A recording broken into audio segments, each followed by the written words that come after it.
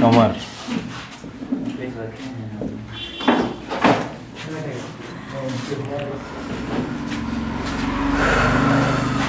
कौन सी जनजाति बता रहे हैं? कंवर। देखिए कंवर जनजाति जो है, इस जनजाति को कौरवों की वंशज जनजाति बोला जाता है।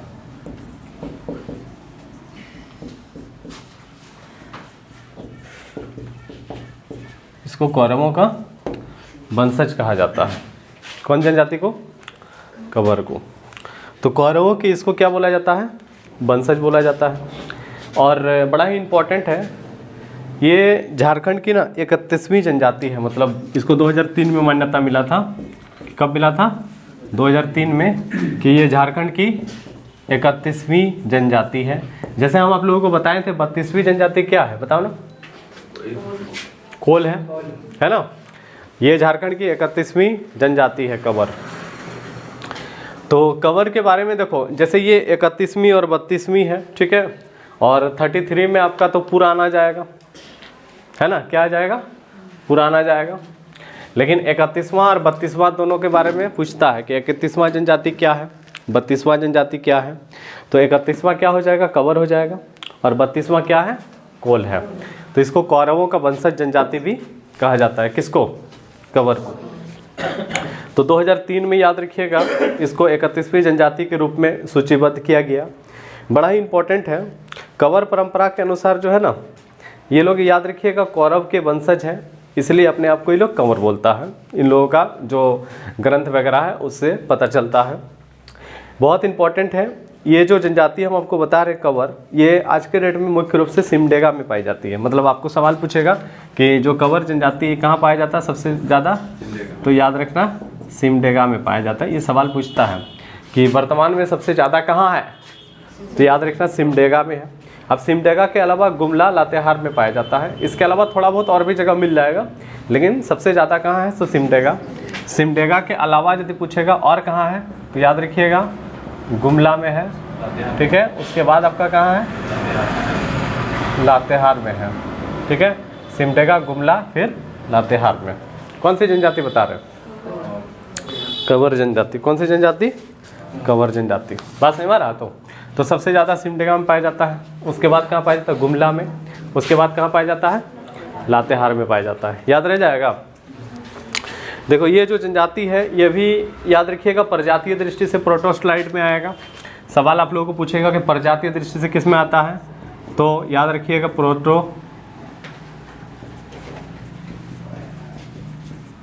प्रोटोस्टलाइड में ही आता है ना। लगभग सभी जनजाति इसी में है ना, प्रोटोस्टलाइड में, ठीक है। इसकी जो भाषा है उसको कंवराती बोला जाता है ना। भाषा को क्या बोला जाता है? कंवराती इसकी भाषा है। तो जैसे आप भाषा देखोगे तो इसको कंवराती या फिर उसको आप कंवराती या फिर आपका कंवरासी भी बोल सकते हो। भाषा को कंवराती भी बोल सकते हो या कंवरासी भी बोल सकते हो। भाषा को पता चल रहा? तो भाषा पूछेगा क्या, तो कंवराती भी है बोल सकते हो या कंवरासी भी बोल सकते हो, है ना। लेकिन ये लोग अपने बोलचाल में सादानी भाषा का प्रयोग करता है। किसका? सादानी का। नागपुरी हिंदी का भी प्रयोग करता है, मतलब बोलचाल में सादानी, नागपुरी, हिंदी सब का प्रयोग करता है। लेकिन आपको सवाल पूछेगा कि इन लोगों का जो भाषा है वो क्या है, तो कंवराती या कंवरासी है, ठीक है। आज के डेट में इसकी जो जनसंख्या है, आज के डेट में मतलब 2011 के हिसाब से याद रखिएगा 8145 इसकी जनसंख्या है। ये इसकी क्या हो गया? जनसंख्या। कौन सी जनजाति पढ़ रहे हो? कंवर जनजाति। तो कंवर जनजाति की जनसंख्या अभी वर्तमान में कितना है? 8145 है। मतलब कुल जो जनजाति है ना उसका परसेंटेज में तो बहुत कम आ जाएगा। आप परसेंटेज लिखाओगे तो याद रखिए कुल जनजाति का 0.09% आ जाएगा, बहुत कम। बात समझ में आ रहा? जैसे सबसे ज़्यादा आपका क्या है? संथाल है ना। सबसे ज़्यादा क्या है? संथाल है। देखिए इस जनजाति के, ये जो जनजाति है ध्यान देना, इन लोगों का आपको कपड़ा के बारे में सवाल पूछा जाएगा तो ऐसे पारंपरिक वस्त्र को कुछ ऐसे अलग से नाम दिया हुआ नहीं है। साधारण याद रखिएगा धोती, कुर्ता, गमछा वगैरह, है ना। लेकिन महिला आपका कंवर जो महिलाएं होती है वो आभूषण का शौकीन होती है और जनरली सस्ते धातु का ही प्रयोग होता है। तो याद रखिएगा, सस्ती धातु के गहने का प्रयोग होता है, इसमें फूल पत्ती सभी श्रृंगार किया जाता है। गोदना का भी प्रचलन है।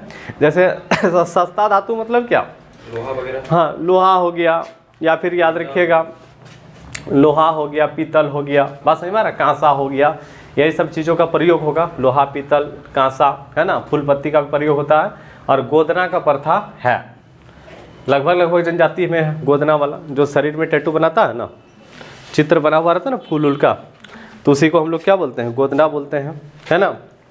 परिवार पितृसत्तात्मक, परिवार कैसा है, सब जनजाति में है ना ये, है ना।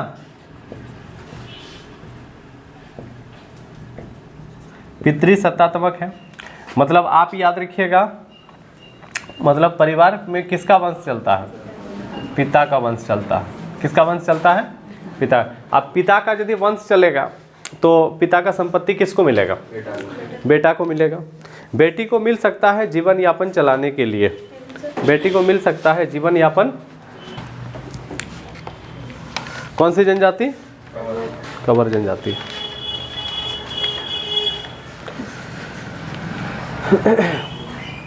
देखिए एक लाइन लिखो ना, डाल्टन के अनुसार कवर 8 भागों में बटा हुआ है।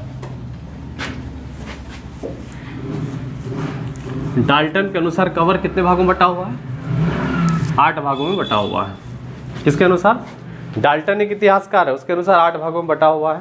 तो 8 भाग में क्या क्या है, एक है आपका दूध कवर, ठीक है, इसको लिख लीजिएगा आप लोग। कवर कितने भागों में बटा हुआ, 8 भागों में। दूध कवर है। एक है आपका कमल वंशी,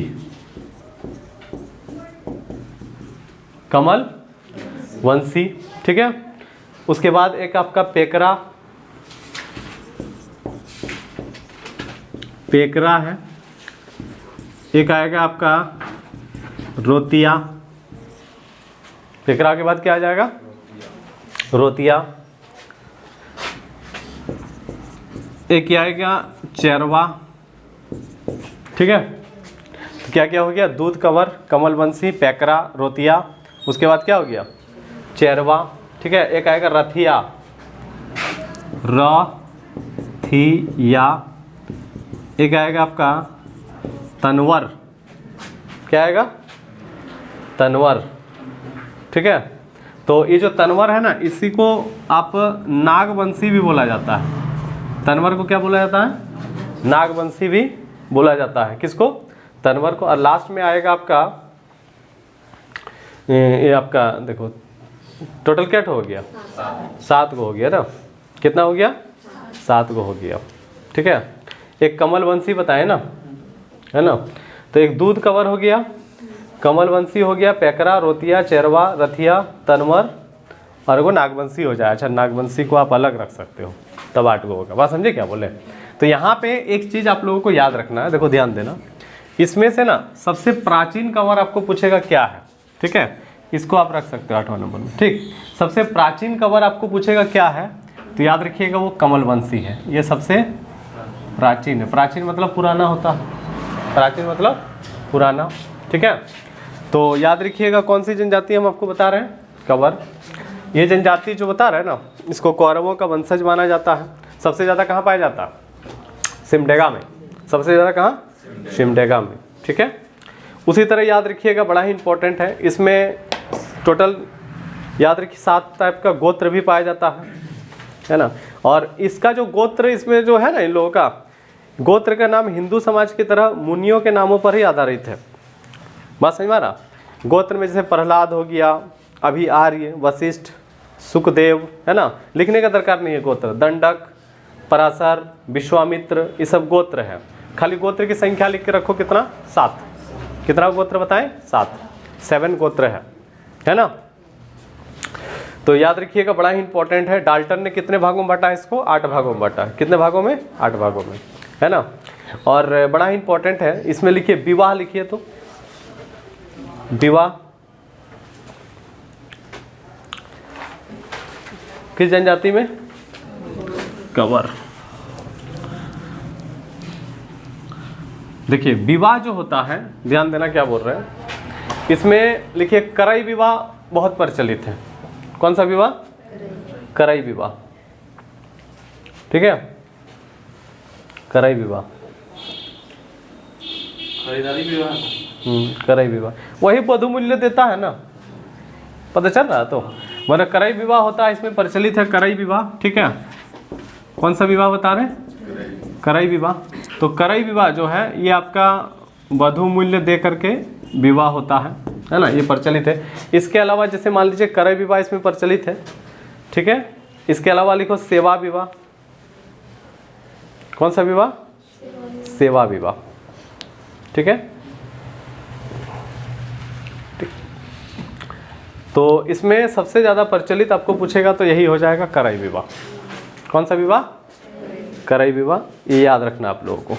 ठीक है, तो यहाँ पे याद रखिएगा, ये जो कवर हम आपको जनजाति बता रहे हैं, क्या कौन सी जनजाति बता रहे हैं? कवर। ठीक है, जब याद रखिएगा इन लोगों की मृत्यु जब होती है तो जलाने का भी प्रथा है और दफनाने का भी प्रथा है। तो मृत्यु में आपको जनरली जनजाति में शमशान घाट जो होता है उसको अलग अलग नामों से जाना जाता है। तो ये जो कवर जनजाति आपको बता रहे हैं ना, इसमें याद रखिएगा शमशान को मरघटी कहा जाता है। क्या कहा जाता है? मरघटी कहा जाता है शमशान को। बात समझ में आ रहा? शमशान को पूछेगा क्या कहा जाता है? मरघटी कहा जाता है। किस जनजाति में? कवर जनजाति में। शमशान क्या कहलाता है? मरघटी। क्या कहलाता है? मरघटी। ठीक है, और जनरली इन लोगों का जो मरघटी होता है, मतलब शमशान जो होता है वो नदी के पास ही होता है। क्या होता है? नदी के पास। छूत 10 दिन तक रहता है ना, 12वें दिन भोज वगैरह होता है। ठीक है, और क्या सवाल पूछा जाएगा? और सवाल क्या पूछा जाएगा कि इन लोगों का पेशा क्या है? पेशा मतलब काम क्या है? तो काम आज के डेट में लोग खेती ही करता है। क्या करता है? खेती करता है, कृषि। काम क्या है इसका? कृषि, है ना। कृषि मतलब खेती के अलावा और क्या करेगा? तो मजदूरी करेगा। मतलब खेती के साथ साथ क्या करता है? मजदूरी करता है ना। देखिए इन लोगों का जो सांस्कृतिक जीवन है ना, ये लोग नाच गान का बहुत शौकीन होता है। कवर जनजाति किसका? नाच गान का। ठीक है, तो अनेक प्रकार का नृत्य पाया जाता है। तो एक दो नृत्य लिखिए। तो एक लिखिए आपका विहाव नृत्य का नाम है। विहाव नृत्य है। ठीक है, तो ये जो विहाव नृत्य जो होता है, नृत्य मतलब समझते हैं ना, डांस। ये जो नृत्य हम आपको बता रहे हैं ये आपका शादी के अवसर पर होता है। किस अवसर पर? शादी के अवसर पर होता है। कौन सा नृत्य बता रहे हैं? विहाव नृत्य। सवाल पूछेगा विहाव जो नृत्य है ये किस अवसर पर होता है? तो शादी के अवसर पर होता है। पता चल रहा? तो एक नृत्य लिखे रास। रास ये आपका होली के अवसर पर हो जाएगा। रास किस अवसर पर हो जाएगा? होली के अवसर पर हो जाएगा। ठीक है, एक लिखो पंढकी। पंढकी नृत्य, है ना। रास हो गया होली के अवसर पर। ठीक है, जैसे पंढकी जो बता रहे हैं ये दिवाली के अवसर पर होता है। दिवाली में पंढकी कब होता है? याद रखिएगा, दिवाली में होता है। साथ ही एक आपका कर्मा नाच भी होता है। क्या होता है? कर्मा नाच। ये तो पता चल रहा है कर्मा से रिलेटेड है ना। तो इस जनजाति में याद रखिएगा कुछ नृत्य का भी प्रचलन है और कला संस्कृति में नृत्य वगैरह पूछ देता है। बात समझ में आ रहा? कौन सी जनजाति का बात कर रहे हैं हम लोग? देखिए धार्मिक जीवन का जब बात आता है तो ये लोग सरना धर्म को मानता है। कौन से धर्म को मानता है? सरना। तो सरना धर्म मतलब प्रकृति की पूजा। तो सरना धर्म को ये लोग फॉलो करता है। और याद रखिएगा सरना ही इसका मुख्य धार्मिक स्थल होता है जहाँ खूट देवता होता है ना। तो बहुत इम्पोर्टेंट है। इन लोगों का जो सर्वोच्च देवता है, सर्वोच्च देवता जो होता है ना, उसको याद रखिए सर्वोच्च देवता इन लोगों का भगवान ही होता है। कौन होता है? भगवान, जिसको सूर्य का प्रतीक माना जाता है। बात समझ में आ रहा? मतलब जैसे हम लोग सर्वोच्च देवता दूसरा जनजाति में सिंह बोगा पढ़ते हैं, ज़्यादातर जनजाति में। इस जनजाति में जो सर्वोच्च देवता वो क्या है? भगवान है, जो किसका प्रतीक है? सूर्य का प्रतीक है। किसका प्रतीक है? सूर्य का प्रतीक है। याद रह जाएगा। सर्वोच्च देवता क्या हो गया? भगवान, जो किसका प्रतीक है? मतलब सूर्य का प्रतिरूप है। और पुजारी को पाहन या बैगा कहा जाता है। पूछता है सवाल, पुजारी को क्या कहा जाता है? पाहन या बैगा। पाहन बोलेंगे या क्या बोलेंगे? बैगा बोलेंगे। कौन सी जनजाति का बात हो रहा है? कवर जनजाति। पुजारी क्या हो जाएगा? पाहन या बैगा। ठीक है, और पर्व का जब बात आएगा तो पर्व में याद रखिएगा, पर्व त्यौहार में जैसे तीज हो गया, है ना, कर्मा हो गया, नवाखनी हो गया, होली हो गया, दीपावली हो गया, मिलता जुलता ही चीज़ें हैं, है ना। जैसे सरहुल, सोहराय, ये सब उतना ज़्यादा प्रचलित नहीं है जनजाति, बात समझ रहा। तीज, नवाखनी, है ना, कर्मा, पितर पूजा, पितर पूजा माने पूर्वजों वाला जो पूजा होता है, ठीक है, हाँ ठीक है। और इस जनजाति का अपना परंपरागत पंचायत भी होता है। तो परंपरागत जैसे मान लीजिए पंचायत है तो मुखिया जो होता है ना उसको सयाना कहा जाता है। सवाल पूछेगा कि कंवर जनजाति में जो मुखिया होता है उसको क्या बोलते हैं? सयाना। क्या कहते हैं उसको?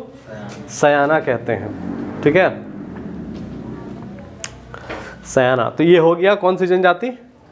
कंवर जनजाति। पर्व और त्योहार में क्या अंतर है? एक ही चीज, एक ही है, हाँ। तो इसमें देखो ध्यान देना, ये हो गया आपका, ठीक है, कौन सी जनजाति?